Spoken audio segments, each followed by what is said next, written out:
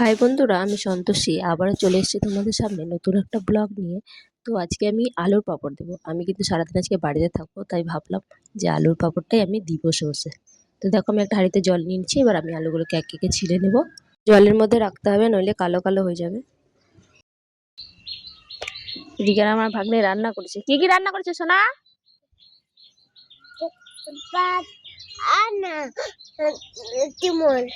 ভাত আর সিমনাটা কি সোয়াবিন? আচ্ছা দাও, আমাকে দাও, আমি খাবো। দাও, এখানে দাও, সবজি দাও। হ্যাঁ, ব্যাস হয়ে গেছে। আচ্ছা, খেয়ে দেখি তাহলে কেমন হয়েছে। খাওয়া হয়ে গেছে, নিয়ে নাও।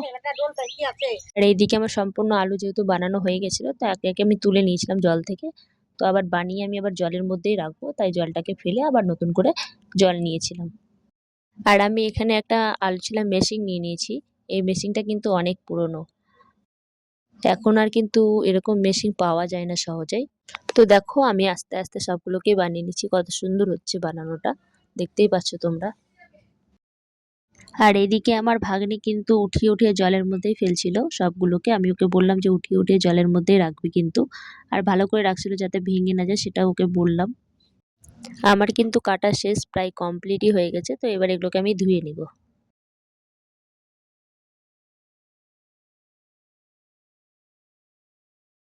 আমার ধোয়া প্রায় কমপ্লিট। এবার আমি এগুলোকে ছেঁকে ছেঁকে বালতির মধ্যে তুলে নেব। আর এদিকে মা গরম জল বসিয়ে দিয়েছে, আর আলুগুলোকে এবার ছেড়ে দিলাম। এগুলো কিন্তু হাফ বয়েল করে সিদ্ধ করবো, একদম পুরো বেশি সিদ্ধ হয়ে গেলে আবার গলে যাবে। তারপরে আমি পরিমাণ মতো লবণ দিয়ে দিলাম। সিদ্ধ হয়ে গেছে, এবার নামিয়ে নিলাম। দেখো তো, আমি স্পেশাল ছাদে উঠেছি আমাদের। এবার এটাকে পেতে নিলাম, এর ওপর একটা চাদর পেতে দিব। তারপরে আমি একে একে সব পাঁপড়গুলো দিব। আর তোমরা কে কে এরকম পাঁপড় দাও, সবাই অবশ্য কমেন্ট করে জানাবে। তো আজকের ব্লগ এখানেই শেষ করলাম। দেখা হচ্ছে পরে কোনো নেক্সট ব্লগ নিয়ে। তো আজকের মতো টাটা।